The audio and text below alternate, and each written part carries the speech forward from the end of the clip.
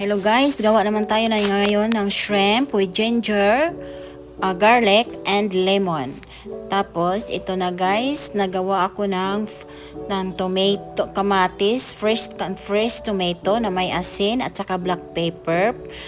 Tapos, nagisa ako ng garlic, ginger, tapos lagyan ko ng Italian seasoning, tapos oregano, nilagyan ko ng isang sili na haba, nilagyan ko ng isang magic cubes, tapos nilagay ko yung shrimp, at saka ang importante, wag yung lutuin masyado ang shrimp para hindi matigas. Tapos nilagay ko yung kamatis na ginawa kong sauce, nilagay ko yung coriander leaves, tapos nilagyan ko ng lemon juice.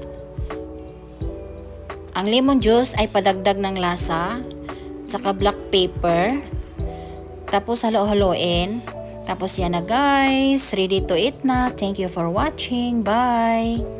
Masya Allah.